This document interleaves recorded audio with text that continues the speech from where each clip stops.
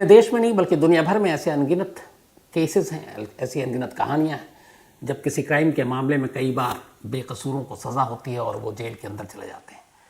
कुछ खुशकिस्मत होते हैं जो बीच में पता चल जाती है सच्चाई क्या है और वो बाहर आ जाते हैं। कुछ बदकिस्मत होते हैं जो पूरी सज़ा काट लेते हैं फिर भी वो अपनी बेगुनाही को साबित नहीं कर पाते।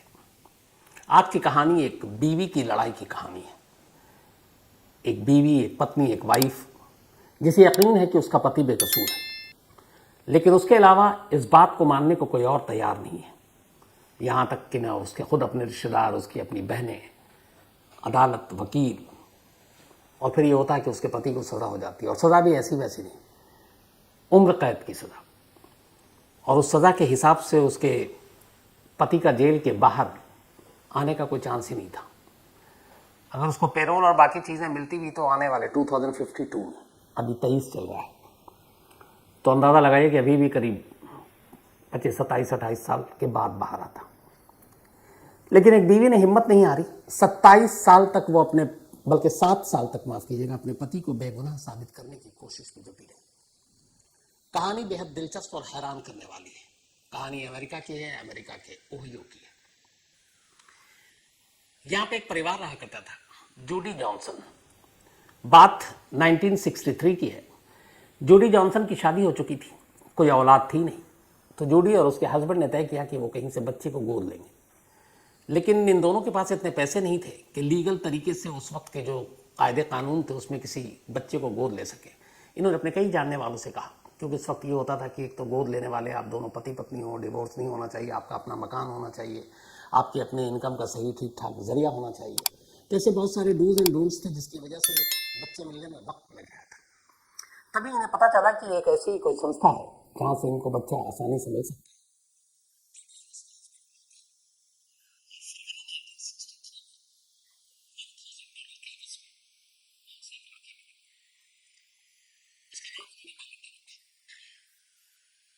बेटी देने वाले ने कहा कि ये जिससे यहाँ पैदा हुए उसके माँ बाप मर चुके हैं, हम इसलिए आप इसको गोद दे रहे हैं।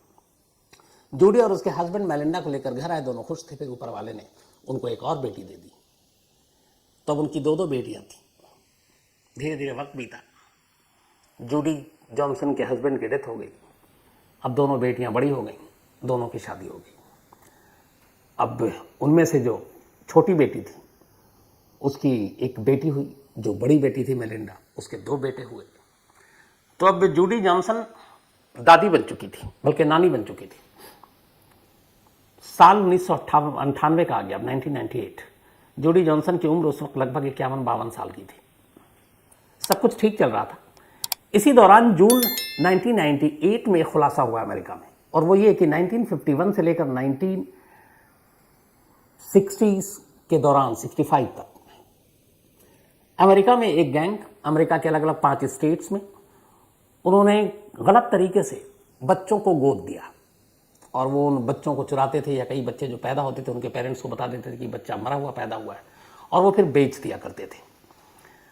और इस पूरे गैंग को जो उस वक्त नाम दिया गया था वो था हिक्स गैंग। तो पता चला कि इनका जो मेन सरगना था डॉक्टर हिक्स था, पेशे से मेडिकल के ही जुड़ा हुआ था, और वो बच्चों को बेचने का काम किया करता था। ऐसे लोगों को जो ज़रूरतमंद हैं, जिनको औलाद नहीं हो रहा उनको। तो अब ये 1998 में ये खुलासा हुआ। जब ये खुलासा हुआ तो जब बाकी तफ्तीश हुई तो जुड़ते जुड़ते मामला आया मेलिंडा तक कि 1963 फरवरी में जूडी जॉनसन ने भी एक बच्ची को गोद दिया था, और अब वो 30 साल की हो चुकी है। उसका नाम मेलिंडा है। अब उसके बाद जब सब कुछ तफ्तीश हो गई पूरी, उस गैंग को भी पकड़ा गया, तो पता चला कि हाँ, मेलिंडा एक ऐसे परिवार की बेटी थी जिसके माँ बाप, जब वो पैदा हुई तो उससे झूठ बोला गया कि आपकी बेटी मुर्दा है, और फिर उसे $1000 के एवज में जूडी जॉनसन को बेच दिया गया। जूडी जॉनसन और उनके पति इस सच्चाई से अनजान थे, तो उनकी कोई गलती नहीं थी। लेकिन जब यहाँ तक बात आई तो दोनों माँ बेटी वहाँ के एक टॉक शो में, बाकायदा अमेरिका के टीवी चैनल पर, नामचीन, वहाँ बैठे और उन्होंने अपनी पूरी कहानी सुनाई। ये पूरा एपिसोड रिकॉर्ड हो गया जून 1998 में। लेकिन इससे पहले कि ये ऑन एयर जाता ये एपिसोड उसी महीने के जाना था, इस एपिसोड को देखने के लिए जूडी जॉनसन जिंदा नहीं बची। 6 जून 1998 की तारीख थी। जोडी जॉनसन अपने घर में थी। उनकी दूसरी बेटी की एक 6 साल की जो छोटी बेटी थी, बल्कि इकलौती बेटी थी, ब्रुक्स, वो अपनी नानी जोडी जॉनसन के घर आकर अक्सर वो रहा करती थी। उस रात भी वो अपनी नानी के साथ घर पर थी। दोनों अकेले थे।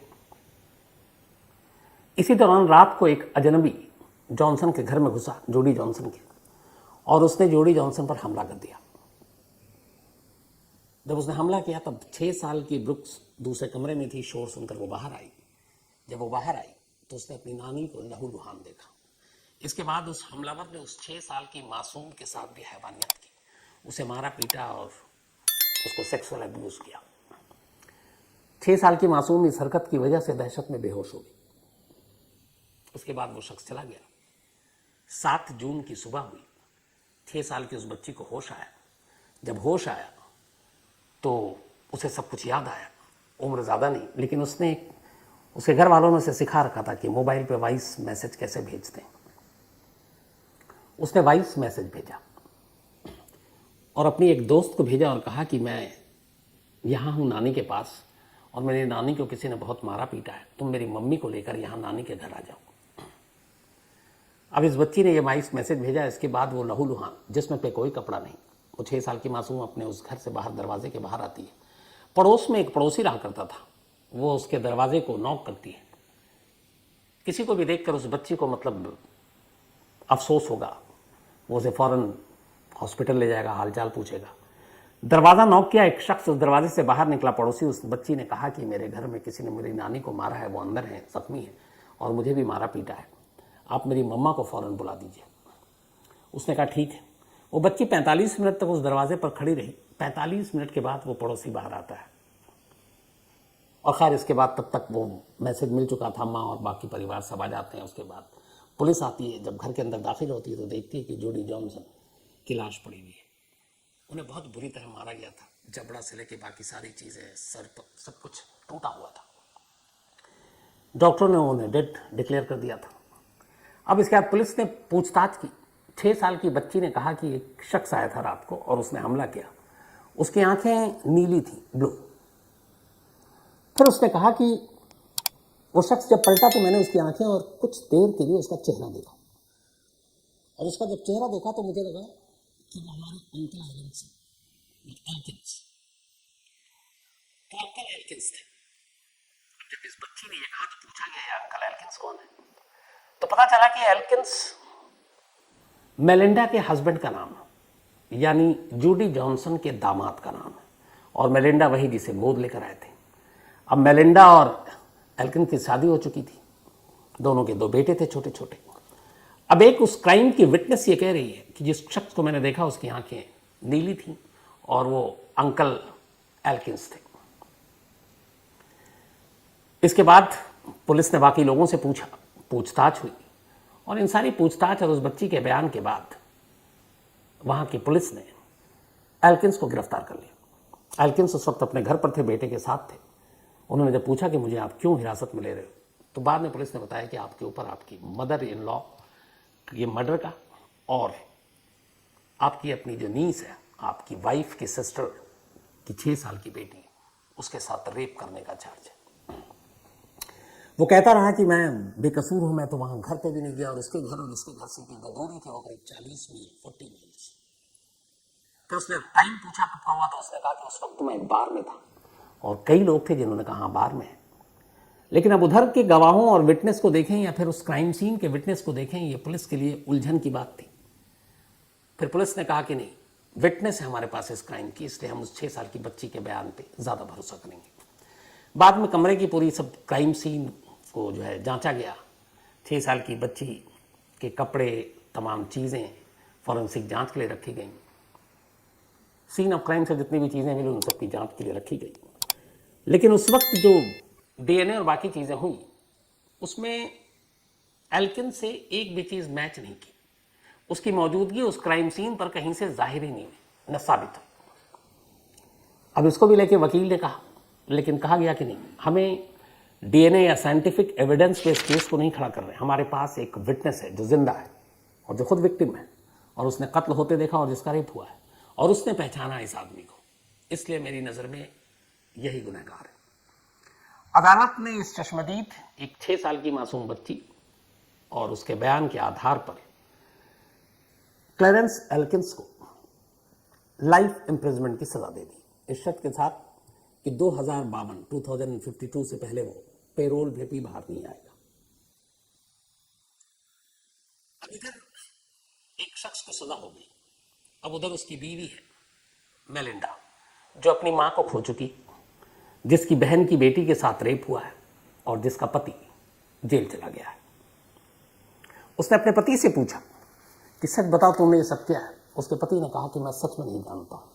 फिर उसने बताया कि मैं वहां बार में था, लोगों ने भी गवाही दी, इत्तेफाक से तब कैमरे वैमरे वहां पे उसके मौजूद थे। मेलिंडा को पता नहीं क्यों लगा कि उसका पति बेकसूर है। उसने तमाम कोशिश की कि उसको अदालत से, हर जगह से, लेकिन अदालत ने नहीं माना और उसे सजा सुना दी। अब मेलिंडा इधर अपने 2 बेटे, उसके बाप के ऊपर उसके ही मतलब नानी के कत्ल का इल्ज़ाम और उसकी कज़न के साथ रेप का इल्ज़ाम, वो बच्चे भी अजीब कश्मकश में जी रहे हैं। और मेलिंडा इधर, उसकी दुनिया ही उजड़ गई। माँ की मौत हो चुकी, बहन की बेटी के साथ रेप हुआ और बहन उसको भी जिम्मेदार मानती है और बहन ने और उसके हस्बैंड ने भी उससे मुंह फेर लिया। पूरा तमाम रिश्तेदार और उसके जानने वाले मेलिंडा, उसके पति और उसके बच्चों की तरफ से उन्होंने आंखें फेर ली और उन लोगों को ही गुनहगार और कसूरवार मानने लगे। यहाँ तक कि अब बहनों के बीच बातचीत भी बंद हो गई। अगर कभी मेलिंडा गुजरती और बहन से नजरें मिलती तो वो नजरें फेर लेती, घर आना जाना बंद हो गया। लेकिन मेलिंडा को लगा कि नहीं, उसका पति बेकसूर है। अपने पति को बेकसूर साबित करने के लिए उसे खुद कुछ करना पड़ेगा और तब उसने फैसला किया कि इस केस की छानबीन वो खुद करेगी। इसके बाद सबसे पहले कि अगर उसका पति कातिल नहीं है, रेपिस्ट नहीं है, तो कौन हो सकता है। उसने लंबी छानबीन की, जो उस वक्त की केस फाइल थी, पुलिस के जो रिपोर्ट्स थे, अदालत ने जो जजमेंट में कहा, उन सब की स्टडी की। फिर वहाँ के जो लोकल जहाँ पे ये सब कुछ हुआ, पड़ोसी, इन सब को करने के बाद उसने कुल 12 लोगों को शॉर्टलिस्ट किया। 12 नाम लिखे उसने कि यही 12 लोग हैं जो, अगर उसका पति कातिल नहीं है तो यही कातिल, इन्हीं में से कोई एक होगा। अब उसने 12 लोगों की लिस्ट निकाली, जिनका घर आना जाना था, जो फैमिली को जानता था और उसे लगा कि जिनके बिहेवियर अजीब से थे। 12 लोगों की लिस्ट निकालने के बाद अब उसने कहा कि इन 12 के 12 लोगों के अगर उसको डीएनए सैंपल मिल जाए तो फिर वो जो ऑलरेडी रखा हुआ क्राइम सीन का सैंपल और उससे मैच कर जाए, क्योंकि उसके हस्बैंड का मैच नहीं किया था, तो काम बन जाएगा। लेकिन अब काम मुश्किल था, 12 लोग, उनके सैंपल कैसे लें। लेकिन मेलिंडा ने कहा कि अब उसे करना तो है। उसने इन 12 में से ज़्यादातर लोगों के साथ फ्लर्ट किया। वो कभी बाहर जाती, कभी पब जाती, कभी कहीं घूमने चाहती, उनके करीब आने का दिखावा करती और इस दौरान में किसी के सिगरेट के बट, किसी के बाल, ये सारी चीज़ें वो कलेक्ट करती। इसमें वक्त लगा उसे, लेकिन उसने इन 12 लोगों के करीब करीब 4-5 साल लग गए इन सारी चीज़ों में कलेक्ट करते करते। वो कलेक्ट करती और उसे ये भी अब पता नहीं टेक्निकल कि ये कब तक ये सबूत जिंदा रहेंगे, कितने दिन के बाद इसका कोई मतलब नहीं होगा, लेकिन वो कलेक्ट करती, फिर एक बॉक्स में रखती और उस बॉक्स को घर के अंदर लाकर फ्रीज़र में डाल देती। तो ऐसे बहुत सारे, धीरे धीरे उसका जो फ्रीज़र था वो एक तरह का लेबोरेटरी बन गया। सारे सैंपल वो उसमें डालना शुरू कर देती है, सारे सैंपल वो रखती है। 4-5, अब 6 साल बीत गए, 98 से 2004 आ गया। लेकिन उसे अब ये समझ में नहीं आ रहा कि इन सैंपल का डीएनए कैसे कराएं। एक तो वो एक कन्विक्टेड की वाइफ है और कोई उसका सपोर्ट नहीं कर रहा है, तो उसे लगा कि ये 12 लोगों को शॉर्टलिस्ट भी किया, इन 12 के 12 लोगों के सैंपल भी उसने बहाने से फ्लर्ट करके उनके करीब जाकर कलेक्ट कर लिया, सैंपल अपने पास रख लिया। लेकिन अब आगे कैसे बढ़ा जाए। तब उसे उसकी एक दोस्त जो उसकी मदद कर रही थी, उसने कहा कि तुम एक काम करो, इसके आगे की जानकारी तुम्हें है नहीं, तुम एक प्राइवेट डिटेक्टर हायर करो। उसने कहा ठीक है। फिर उसने एक प्राइवेट इन्वेस्टिगेटर को हायर किया और उसको सारी कहानी बताई। उसे भी लगा कि इस लेडी में क्या हौसला है। तब उसने कहा कि देखो, अब आगे बढ़ने से पहले जो इस केस में सबसे इंपॉर्टेंट है वो है वो बच्ची जिसने गवाही दी थी और जिसकी गवाही पर तुम्हारे पति को सजा हुई है। अब वो बच्ची भी 6 साल की उस वक्त थी, अब 12 साल के करीब हो गई। अब लेकिन उस बच्ची तक कैसे जाए, क्योंकि बहन ने मुंह फेर रखा था, रिश्ता कुछ बचा नहीं था। बट उसे लगा कि अपने पति की बेगुनाही को साबित करने के लिए झुकना भी पड़ा तो पड़ेंगे। फिर वो किसी तरह से अपनी बहन के करीब जाने की कोशिश करती है। फिर बहन को कहती है कि देखो जो कुछ हुआ, हम दोनों बहनें, हमें बैठकर बात करनी चाहिए। फिर बहन को भी लगता है कि हमने इसके साथ बुरा किया, अगर पति ने किया तो इसका क्या कसूर है। बहन भी अब मान जाती है। अब वो बहन और उसकी उस बच्ची के साथ मिलना शुरू कर देती है। फिर करते करते एक रोज बच्चे से पूछती है, जैसे ये बताओ, तुमने देखा था कि तुम्हारे अंकल एल्किंस थे? तब वो कहती है कि मुझे थोड़ा सा डाउट हो रहा है, वो जो आंखें देखी थी मैंने, वो नीली नहीं थी, ब्लू नहीं थी, बल्कि डार्क थी। और मैंने कुछ सेकंड के लिए देखी थी, जब वो खड़ा हुआ और उसने पलटा और कमरे में अंधेरा था तो आंखें चमकी, लेकिन वो आंखें ब्लू नहीं थी। अच्छा, एल्किंस की आंखें ब्लू थी। अब जब उसने कहा कि दूसरी लाइन उसने कहा कि अब मुझे लगता है कि मैं सही शायद नहीं बता पा पाई या बता पाऊंगी कि वाकई उस रात अंकल एल्किंस ही घर आए थे। अब जब ये बात पता चली तो दोनों बहनों ने देखा उसे। अब वो 12 साल की एक समझदार बच्ची हो गई थी, तो उन्हें लगा उसका ये बयान काफ़ी कारगर होगा। तब किसी तरह मेलिंडा ने अपनी बहन को समझाया और उस भतीजी को भी, वो तैयार हो गई। अब उसने अपने इन्वेस्टिगेटर के जरिए एक जो वकील को हायर किया और कहा कि इस केस का ट्रायल रीओपन किया जाए। तो अदालत में जब अर्जी दी गई तो पूछा क्यों, तो उसने कहा जो विटनेस है उसको कंफर्म नहीं है कि वो वाकई एल्किंस था, क्योंकि उसने नए खुलासे किए। लेकिन वहाँ पे सरकारी वकील और वो बीच में आ गया कि इसमें सारी सज़ा हो चुकी है और उस बच्ची ने बयान दिया था, गवाही दी थी, उसी के आधार पर हुआ और उन्होंने नया इल्ज़ाम लगा दिया कि अब उस बच्ची को दबाव में लाकर उससे ये बयान बदलवाया जा रहा है। तो इसलिए इस केस के ट्रायल के रीओपन का कोई मतलब नहीं बनता। ये सारी मेहनत बेकार गई। अदालत ने मना कर दिया केस को दोबारा खोलने से। अब ये सब कुछ खत्म हो गया कि अब क्या करें। लगा कि अब मेलिंडा फिर से हार गई है। अब करीब 6 साल बीत चुके थे, 6 साल से भी ज्यादा हो गए थे। लेकिन उसी दौरान में एक रोज मेलिंडा बस में जा रही थी काम के सिलसिले में। जब वो बस में जा रही थी तभी उसे एक अखबार एक शख्स पढ़ता हुआ अपने को पैसेंजर नजर आया। वो अखबार एक ओहियो का न्यूज़पेपर था, लोकल न्यूज़पेपर था, और उसमें एक स्टोरी छपी थी जो रेप से रिलेटेड थी और उसमें 2 तस्वीरें छपी थी। अब चूंकि बच्चों के साथ रेप और ऐसी चीज़ें हैं, अब इधर मेलिंडा को ये भी है कि कौन हो सकता है, तो हर जो बच्चों के साथ रेप करे उसके बारे में वो स्टडी किया करती थी। तो जब उसने उसको पढ़ा तो उसमें देखा कि एक नाम है अरमन और उसके साथ एक और बंदे का नाम है, 2 लोगों के नाम है और ये दोनों कई बच्चों के साथ रेप करने के इल्जाम में पकड़े गए थे। बल्कि इनमें से एक तो वो था जो अपनी फैमिली के बच्चों के साथ भी रेप करने का मुलजिम था, उसका नाम टोनिया था। जब इन दोनों के बारे में उसने पढ़ा तो उसने फिर वो अखबार खरीदा, घर आई और उसने बहुत सारे रिसर्च कर रखे थे उस वक्त। अब उसने इन दोनों के बारे में सर्च करना शुरू किया। जो 12 लोगों के नाम थे उसमें उस बंदे का नाम नहीं था जो उसने अखबार में पढ़ा था। उसे लगा कि इनसे कोई क्लू मिले, लेकिन जब वो आई और फिर उसने स्टडी की इन दोनों के बारे में और उनके क्रिमिनल रिकॉर्ड निकालना शुरू किए तो एक एड्रेस पे उसकी नजर पड़ी। उसने देखा कि जो अरमन है वो 1998 में जून के महीने में सेम उस घर के बराबर वाले घर में रहा करता था जिसमें उसकी मां जूडी जॉनसन रहा करती थी। इतना ही नहीं, जब उसने और अपनी केस फाइल खोली हस्बैंड की तो देखा कि जो उसकी भतीजी ने बयान दिया कि जब वो अगले दिन सुबह होश में आई और उसके बाद उसने एक पड़ोसी का दरवाज़ा खटखटाया और पड़ोसी ने 45 मिनट तक कोई रिएक्शन नहीं दिया, उसको खड़ा करके रखा, वो पड़ोसी कोई और नहीं बल्कि यही अरमन था।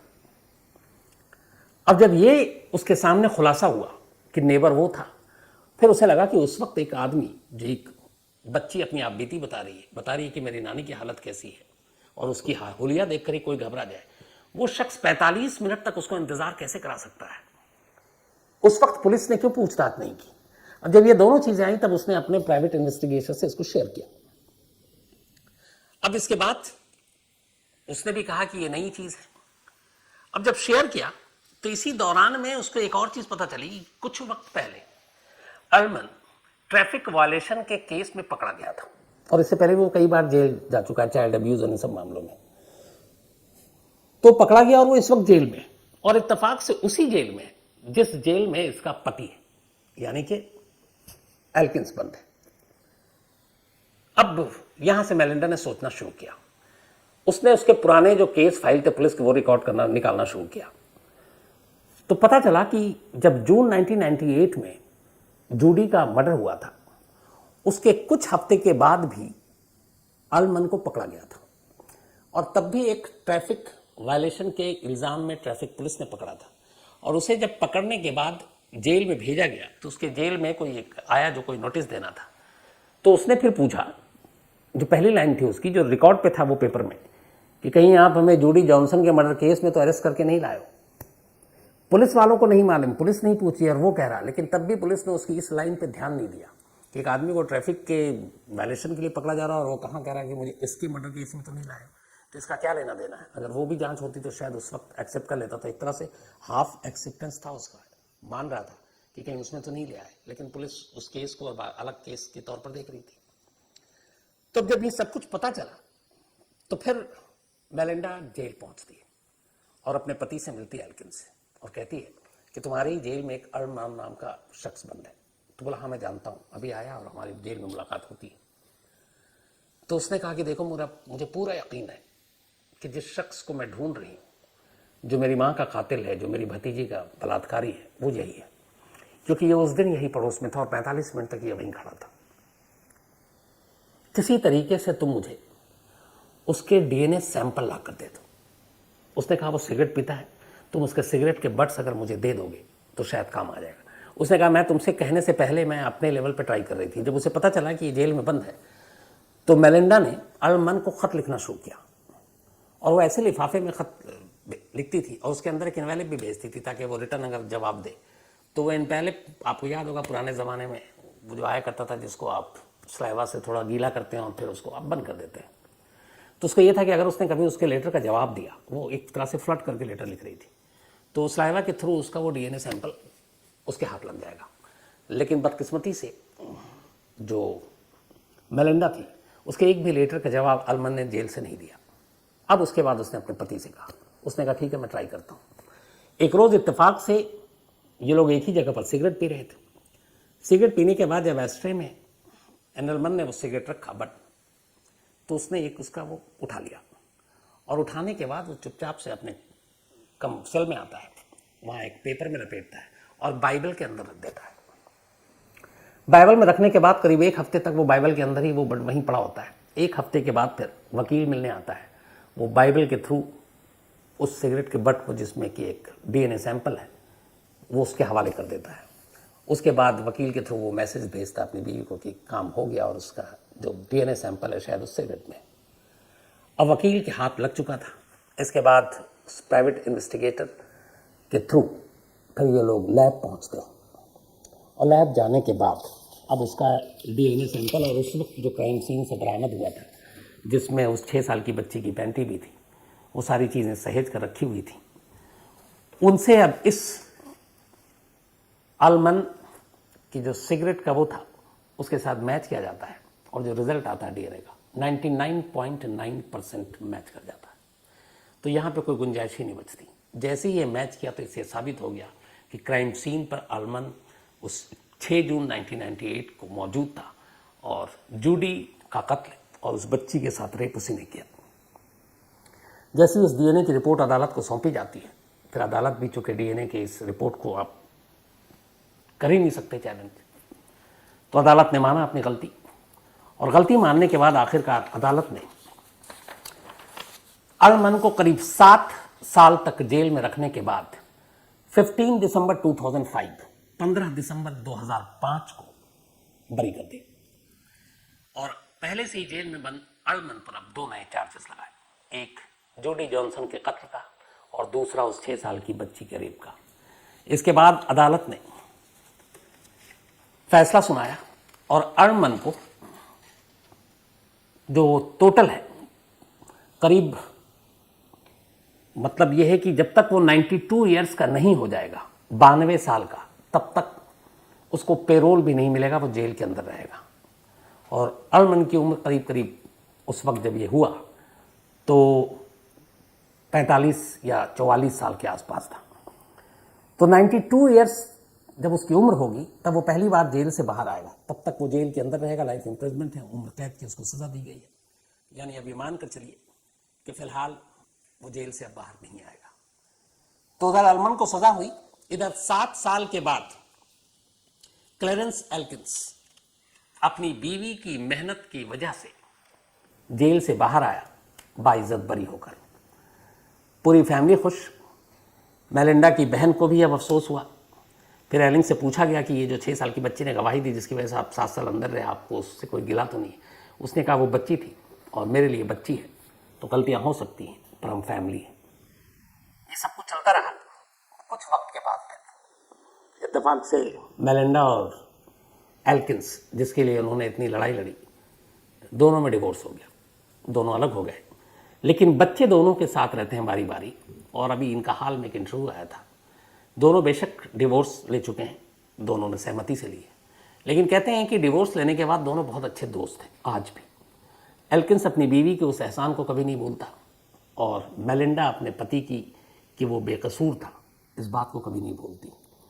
तो बेशक अब दोनों पति पत्नी नहीं रहे, दोनों एक दोस्त हैं, लेकिन आज भी एक दूसरे के संपर्क में हैं और खुश हैं, और पूरा परिवार अब एक है। तो ये थी कहानी एक ऐसे शख्स की जिसे अदालत, पुलिस, कानून, इंसाफ सब ने गुनहगार माना, उम्र कैद की सजा दी, और जो शायद 2052 तक जेल के अंदर रहता, अभी 23 है, लेकिन 7 साल